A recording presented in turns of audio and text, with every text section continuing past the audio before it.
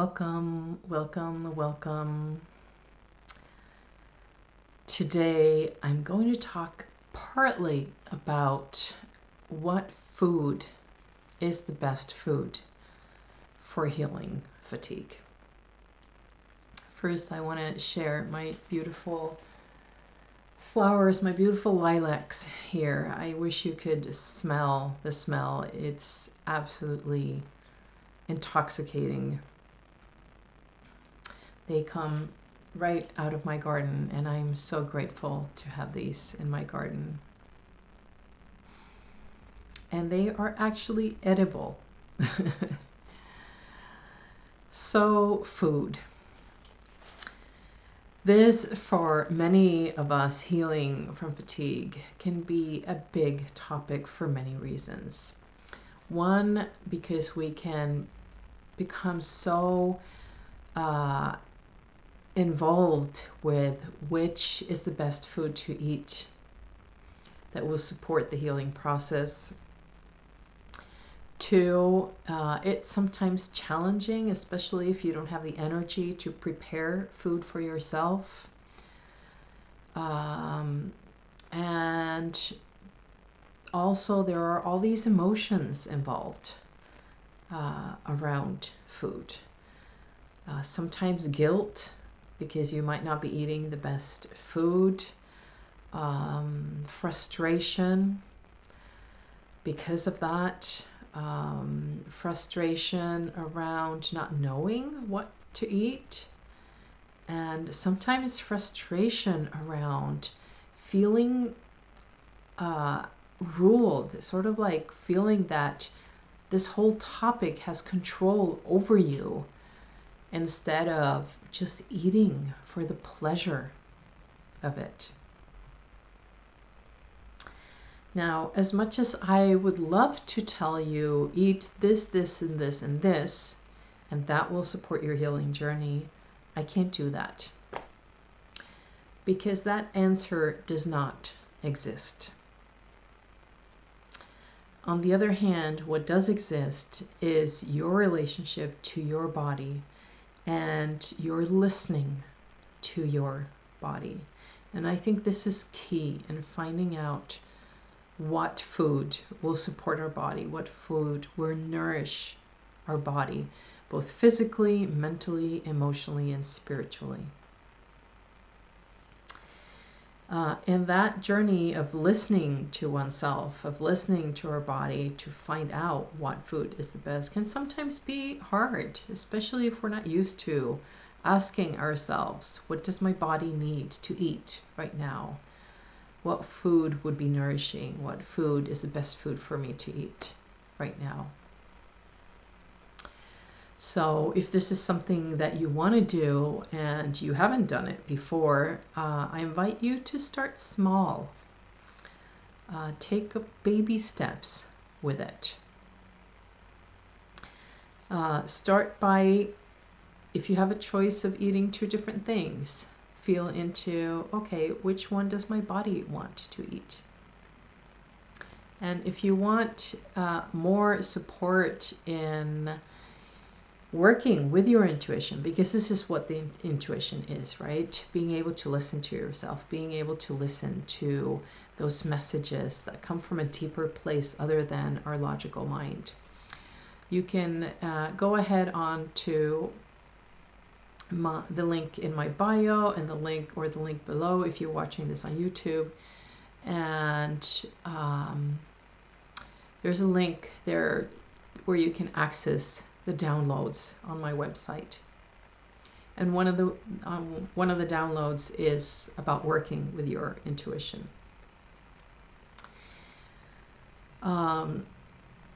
So that's the main thing, really listening to yourself, asking yourself that question, what do I need right now?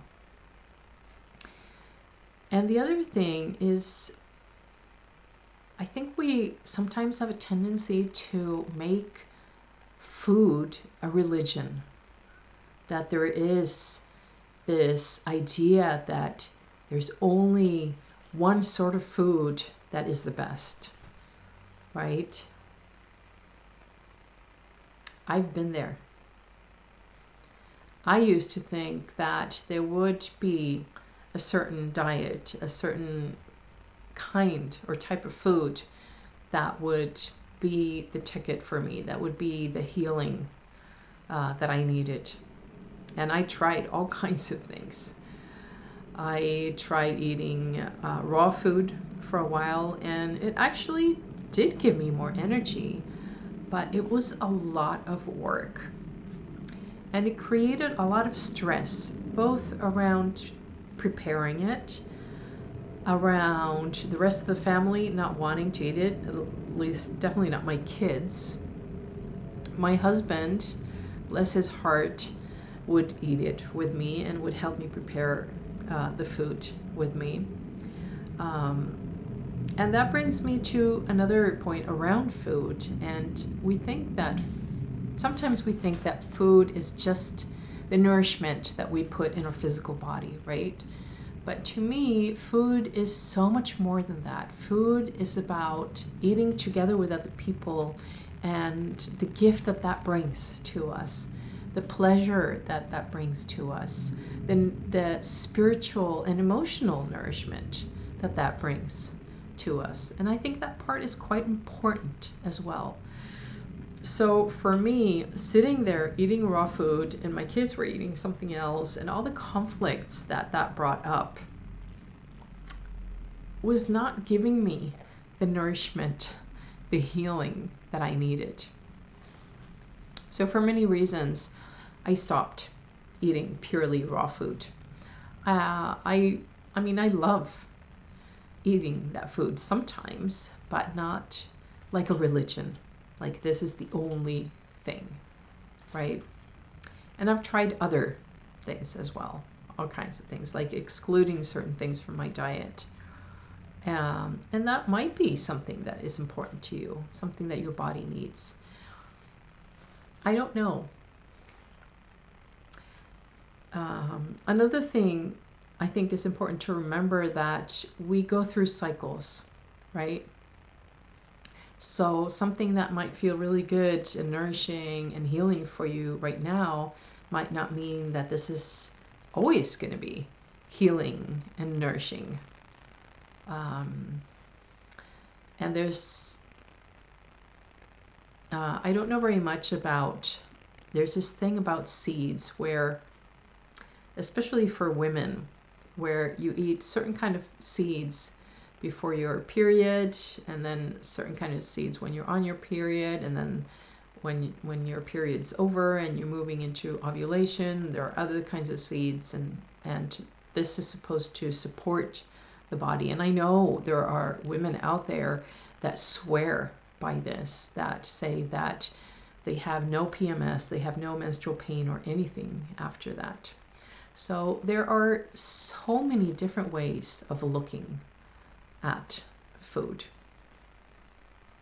And yeah, we are cyclical beings. We're not static. Things change. We change. What we like changes. Another thing that I think is important to bring into this conversation is also the question of why do we eat, right? And I've touched a little bit about on this topic, talking about how it's not just about feeding the physical body. It's about nourishment on other levels, social nourishment, emotional nourishment.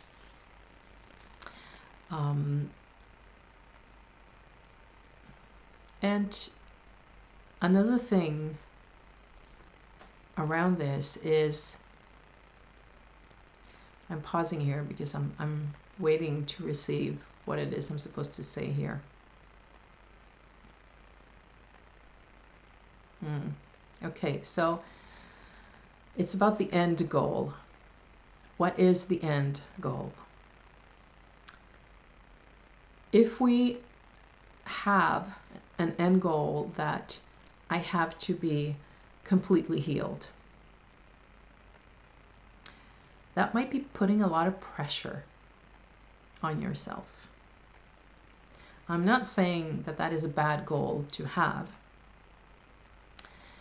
But I have been coming into a realization around this. And actually, just before I jumped onto this conversation today, that I had been putting a lot of pressure on myself that healing completely is the end goal. And if that is the end goal, if I have this idea that only when I am completely healed will I be happy, will I be able to do all these things in my life, will I feel fulfilled, will I feel at peace with myself. There's something tricky about this, because what happens before you get there, right? Are you never going to feel at peace? Are you never going to feel satisfied? Are you never going to feel good about who you are or where you're at in life? And what happens if you reach that goal and you realize, oh, okay, so I am fully healed, but I don't feel super happy. I don't feel fully accomplished, or whatever it is. And the reason why I'm bringing this up when I'm talking about food is that sometimes food can be a means to an end when it comes to our goals. And if we have that goal that we're going to be completely, fully healed, and food is that there's a lot of pressure on yourself to eating the right food, that you have to eat the right stuff because you have to reach that goal of being fully healed. So what if it's not about being fully healed?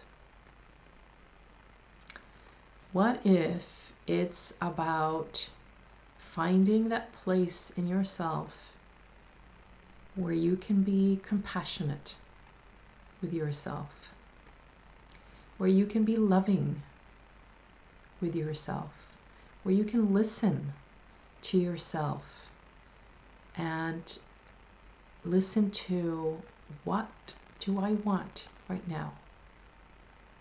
To me, sometimes that is having a cup of black tea and toast with butter, marmalade, and cheese. I absolutely love that. And years ago, when I had that, I would feel guilt because I felt that, ooh, toast, white bread, gluten, marmalade, sugar, cheese, dairy, ooh, that's not good for my healing process, right? But the thing is, once I've switched to thinking about food as it has to be this part of my healing journey, and instead of thinking about it as something that brings me pleasure, something that supports me on my healing journey, all of a sudden I can relish in it. I can feel pleasure in it a lot more than if it is a means to an end. And of course, I mean, I am definitely going to say that eating fast food all the time is not going to get you to a happy place, right? And eating vegetables and fruit and drinking lots of water and eating like what's called healthy food, whatever that means, right? But food that is cooked from the ground, food that is not doesn't come with a list of ingredients where you have to where you don't know what half of it means, right? That is food that is probably going to support you more. That doesn't mean that it's not good to sometimes have fast food. Absolutely, go have it, enjoy it. And then come back to eating what feels good, what your body is wanting. And sometimes your body will crave things that might not be healthy for you, especially if you're really tired and your body will start craving sugar, for example, right? It will give you that short kick of like, ooh, now I have energy, and then you will get even lower. So I invite you to pay attention to that and really practice listening to your body and be discerning to the messages that you're receiving from it. So if you want to work more with this, head on over to that link where you can access that download around working with intuition. Sending you so much love on this beautiful summer day, or it's not summer quite yet, but we have summer weather here. And I hope that next time you eat something, that you sit down and you see it as a gift to yourself and really give yourself permission to find the pleasure in that. Because, you know, I've talked a little bit about pleasure before, that pleasure is a big key in life. Sometimes I think that maybe that's the purpose of life, feeling pleasure, finding pleasure in those small things. Okay, take really good care of yourself. Sending you so much love.